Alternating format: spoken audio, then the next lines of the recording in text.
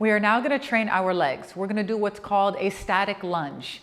Now, depending on how we do this exercise, we can target the muscles differently. In this exercise, I want us to really focus on engaging our glutes and the back of our legs, our hamstrings, more than focusing on the front of the thigh. So in order to activate those muscles more, I want you to put one foot behind you, okay? Make sure that both of your toes are aligned. They're straight. Because if your back toe twists and it goes outward, then your hip is going to twist. So the most important thing is making sure that the hips are always aligned by focusing on your feet first. Now, in order to target our glutes more, we need to make sure that we are hinging, sticking our hips to the back. So always remember, push this to the back. As you push it to the back, your knee is going to bend, yeah? You want to make sure that you're wide enough as well. Because if you're too narrow, you're not going to be able to do the exercise properly, and it's going to put pressure onto your knee. So bring it back. The wider you bring it, the easier it might be for you. Now you can also put a chair next to you to hold yourself so that you're more stabilized in the beginning until you can do this without holding on to anything. But no problem if you do. So we're going to hinge to the back. We're going to bring the knee down, okay? Now you're not going to lay your floor on the knee. You're going to lay it right above the floor if you can reach that deep. But I just want you to pay attention to my body. You see how I'm at a 90-degree angle? So my knee isn't coming forward. The front of the knee is more to the back. When we see that the knee is more aligned with the ankle, that removes pressure from the knee and it targets the glutes and the hamstrings more. So what you can do is you can hold on to something, come all the way down, fix yourself, and then come up, okay? So always remember, start with the hips first. Sit back, then down, and up. Sit back, then down, and up.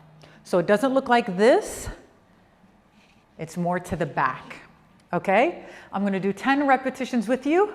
Get ready. Toes forward, chest always upright. Align the hips to make sure that they're straight. Now push your hip to the back, bend your knee, and come as far as you can. If you can tap the floor, that would be great. There you go. 1, 2, and control it through every movement. 3, good. 4, 5, 6, 7, 8, 9, and 10. Good job. Now this is a killer exercise, but since we're doing one leg, we want to be able to have a short break. Now you're still training the other, but not as much as one. So give yourself around 30 seconds before moving on to the other leg. The heavier you lift, the more intense the exercise, the longer break that you can have. Focus on your breathing. In your nose and slowly out of your mouth. This is what's going to bring your heart rate down a little bit. Now we're going to switch legs, okay? Get ready to get in position. Chest up, hips to the back. Make sure the toes are forward. You could put your hands on your hips if you want. And pay attention to your knee. Make sure that it's aligned with your ankle, okay? There we go. 1, slowly come down, tap it. 2, 3, 4, 5, 6, 7, 8, 9, and 10.